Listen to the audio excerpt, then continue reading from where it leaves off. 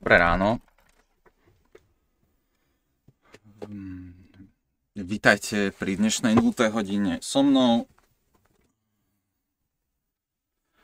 Dnešný diel by sme chceli riešiť telesnú výchovu na školách. Mám totiž podľa mňa celkom intenzívny vzťah k pohybu. Podľa mňa by mal sa každý snažiť, aby mal vzťah k pohybu. Kvôli tomu, lebo pravidelný pohyb nejak priamo úmerne odzrkadľuje vaše psychické zdravie, podľa mňa, že ľudia, ktorí sa vôbec nehýbú, tak vlastne sa necítia dobre. A teda telesná výchova na základnej škole je podľa mňa tá prvá interakcia s tým, že sa niekto snaží ti vysvetliť niečo o pohybe. Samozrejme môžeš už vtedy v nejakom predškolskom veku sa zúčastňovať nejakých športových aktivít, keď máš rodičov, ktorých to zaujíma a ktorí vlastne chcú, aby si sa ako decko už hýbal a nejak sa v niečom sa ďalšom rozvíjal. Keď si spomeniem na prvé hodiny telesnej výchovy, tak vlastne nejakým spôsobom sa tam snažia vysvetliť rozcvičku. Ale keď sa pozriem na to potom neskôr, že ako tam robíme celý rok rozcvičku a vlastne nikto sa tomu dostatočne nesústredí a je to iba také, že rýchlo, aby sme to mali za sebou. Vôbec netuším, že či malé deti vedia mať také intenzívne zranenia z toho, že sa málo hýbu a potom by vlastne urobili prudký pohyb. Alebo že či sa to vlastne mladé telo dokáže tak dobre prispôsobiť všetkým pohybom, lebo keď si vezmete, tak decká malé vedia čupieť v hlbokom drepe, čo veľa ľudí stratí za život. Vlastne môžem to tu na kameru ukázať na stoličke. Je tu táto poloha, že vlastne dokážeš si ohnúť koleno natoľko, že si dokážeš sadnúť na päty a dokážeš odpočívať v tejto polohe. Že vlastne ja keby som chcel, tak by som možno, neviem, že možno, lebo viem, že takto sedieť hodiny, vedel takto sedieť a pre mňa je to oddychová poloha, že vlastne nie som v žiadnom napätí, že by som stál na špičkách, lebo veľa ľudí vlastne keď sa dá do tejto polohy, tak ostane stáť na špičkách. A tiež veľa malých deciek dokáže rýchlo sa naučiť raštep, no proste nohy do strán, alebo šnúru teda. Aj celkovo tento pohyb, kedy vlastne, že sa človek zohýba dopredu, aby sa načiahol na špičky, tak decká to častokrát vedia o mnoho jednoduchšie spraviť ako nejaký stuhnutý, málo hýbúci sa dospeláci. Tá rozcvička, ktorú nám tam vysvetľujú na základke, je, že vlastne že keď sa naučíš tie pohyby robiť zlé rozcvičenie, tak môžu byť z toho long term consistent.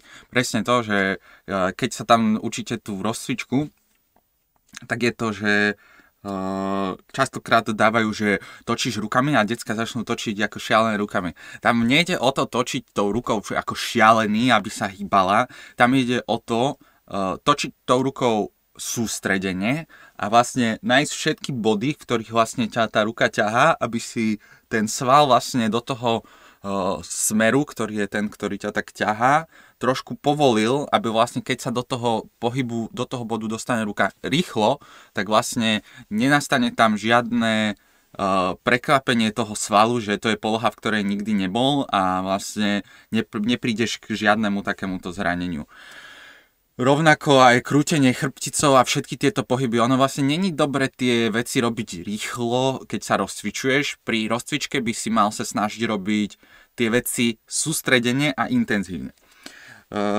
To sa podľa mňa vôbec necvičí na škole, že vlastne príklad som sa tomu uvedomil, že také niečo existuje. Prepojenie medzi svalom a mozgom. Býva to často, že dievčatá napríklad nevedia napnúť sval v bicepse, že vlastne ja by som reálne vedel asi, že k akékoľvek polohe sa sústrediť na to, že zatnúť iba jeden špecifický sval v ruke, akože samozrejme zatnú sa aj tie okolo, ale potom je ešte ten upgrade, že vieš sa sústrediť na toľko, na kontrolu svalu, že vieš začínať ho celý postupne. najlepšie to vidno pri niektorých ľuďoch na prsnom svale, že vlastne dokážu robiť vlnovku cez prstný sval, že sa vedia tak sústrediť na to, ktorú časť svalu majú zaťať.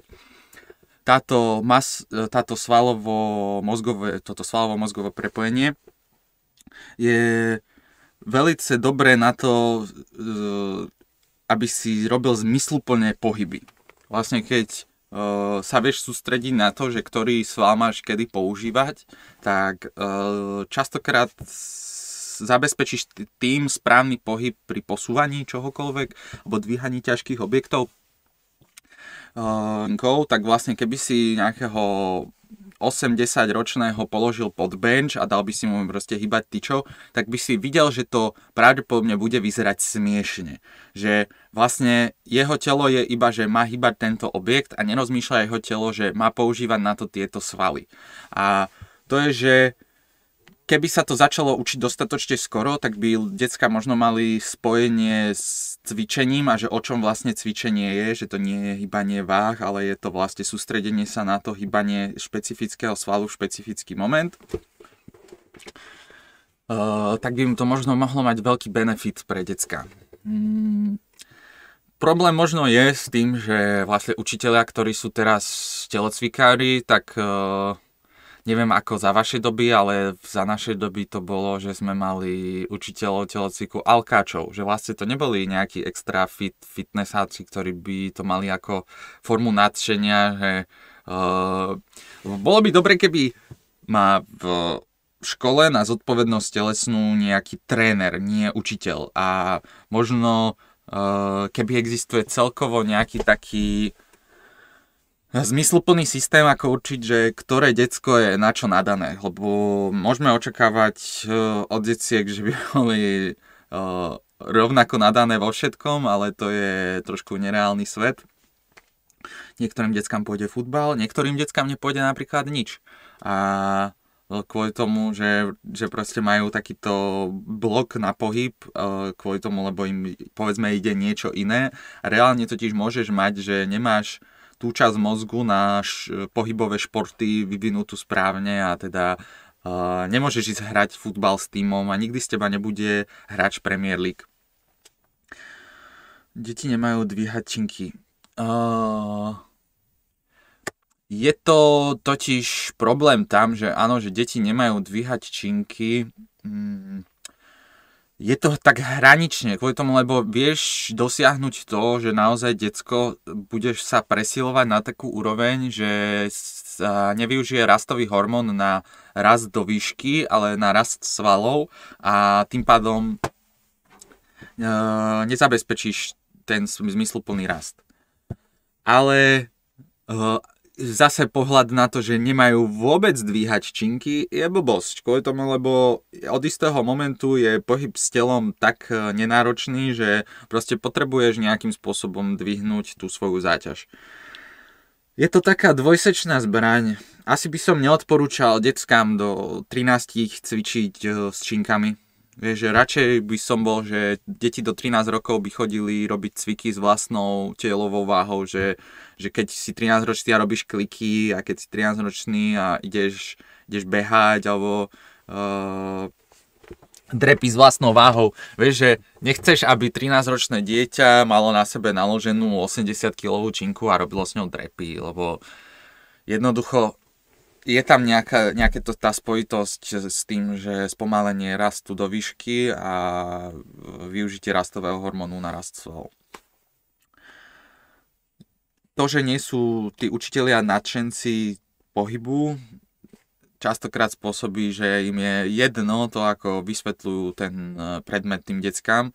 A možno aj to, že decko, keď vidí nefit človeka, tak nebere, že má brať vážne jeho návrhy. Vlastne keby vždy, keď vysvetľuje niečo atlet, aj keby to vysvetľoval zle, tak to ľudia budú väčšou pravdepodobnosťou počúvať, lebo majú proste tú tendenciu počúvať niekoho, kto vyzerá, že vie, o čom hovorí. A to, že vieš, o čom hovoríš pri cvičení, je, že máš fit postavu, aj keby to bola vysteroidovaná postava. Na školách vraj zdvihli osnovy z 2 hodín telesnej výchovy na 3 hodiny telesnej výchovy. Nevidím v tom význam, hlavne pre decka, ktoré sú napríklad také, že majú nejaký šport pomimo školy.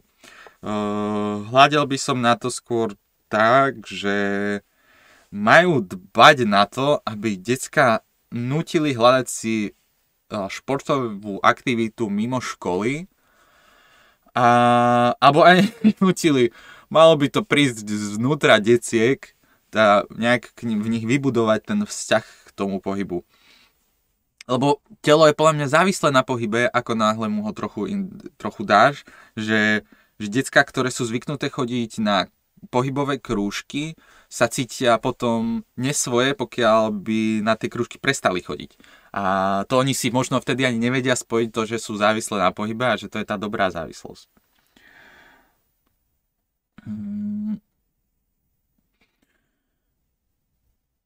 Telesná v škole je teraz častokrát obmedzovaná tým, že školy nemajú dobré telocvične, alebo nemajú dobré náčinie, nástroje na cvičenie, príslušenstvo na cvičenie. Na toto nemám riešenie. Rozmýšľal sa nad tým, že by sa školy spojili vždy s nejakým športovým klubom a vlastne takýmto spôsobom by si dosiahli náhradu tej hodiny, že by chodili decka niekde pomimo školy na nejakú športovú aktivitu, ale vždy to je, že plýtvanie časom na to, aby sa niečo takéto ďalšie zriadilo a je jedno, že im dáte hodinu naviac nezmysluplnej telesnej. Telesná by možno mala obsahovať ešte aj takú časť, že nutričná edukácia, lebo je jedno, keď sa dobre hýbeš, keď sa zle stravuješ. Tvoje telo potrebuje zmysluplné palivo na to, aby dokázalo regenerovať a tiež sa hýbať na maximum. Takže pokiaľ by ste aj decka naučili cvičiť a nevysvetlíte im, že nemajú žrať čipsy a neviem aké super sladké hovadiny celý deň a že čo je to vlastne a ako sa im správa inzulín v krvi a takéto ďalšie veci, tak im vlastne nevysvetlíte celý koncept a budú mať iba časť a teda vlastne to je tá časť, že bez čoho stále ešte nič nevieš. Ako spraviť telesnú zaujímavou? Lebo akože keď si predstavím, že sme sa rozcvičili a išli sme hrať futbal alebo išli sme hrať vybijanu alebo neviem čo, telesná má nejaké svoje osnovy, podľa ktorých by vás mala naučiť základy športov, nejaký vzťah pohybu, základy pohybov, základy atletiky. Ale to je všetko jedno, keď vám nevybudujú vzťah k športu. Lebo vlastne môžem ti vysvetľovať, koľko chceš základy toho a keď k tomu nebudeš mať vzťah, ťa to nebude zaujímať. Až na to, že keď by ťa zaujímal pohyb, by to znamenalo, že by sme mali zdravú generáciu a potom by sme nemuseli toľko peňazí míňať na zdravotníctvo a potom by sme nemuseli toľko dôchodcov skoro posielať do dôchodku a celkovo hýbuca sa krajina je zdravá krajina.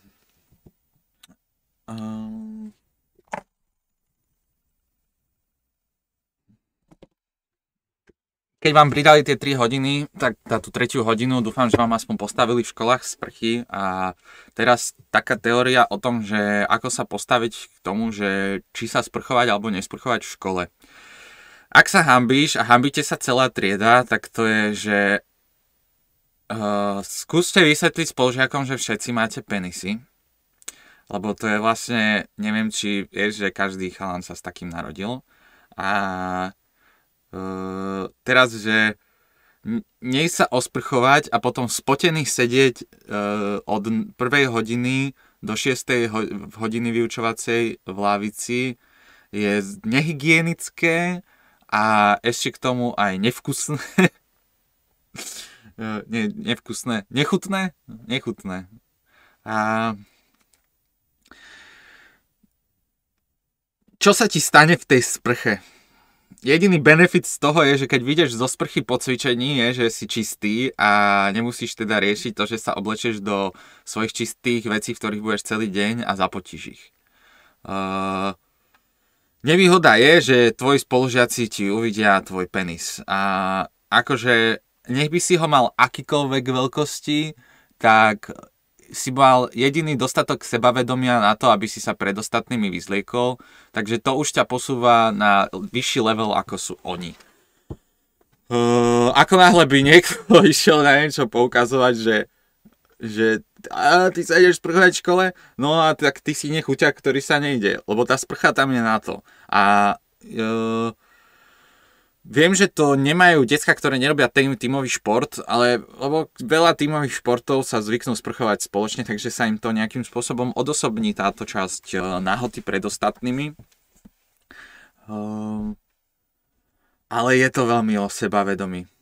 Lebo nikto ti tam nemôže kvázi nič, že za čo sa ti môžu smiať, za to, že si človek. Aj oni sú človek. Takže a keď sa hanbíš za svoju postavu, tak s tým niečo urob. Lebo akože budeš žiť celý život s tým, že sa budeš hanbiť za to, ako vyzeráš, alebo začneš s tým niečo robiť a začneš sa hýbať a vlastne potom nebudeš mať problém sa pred ostatnými vyzliecť kvôli tomu, lebo budeš vyzerať normálne podľa tvojich predstav. Pokiaľ vám vzťah k cvičeniu nevytvoria učitelia, môžeš dúfať, že aj to urobia tvoji rodičia, ale keď tvoji rodičia trpia nadváhou a celý deň trávia pred telkou a potom vlastne jete hovadiny v domácnosti, že ani vám nepária správne jedlá, ale mastné blbosti, tak je na tebe, aby si otvoril oči a uvedomil si situáciu vašej rodiny a možno sám začal s tým niečo robiť. Lebo štát, ktorý sa hýbe, je zdravý štát a zdravý štát je bohatý štát, lebo nemusí míňať peniaze na zdravotníctvo a na zdravie svojich občanov. Toto bola 0. hodina so mnou. Dúfam sa vám dnešný diel páčil a vidíme sa pri ďalšej epizóde.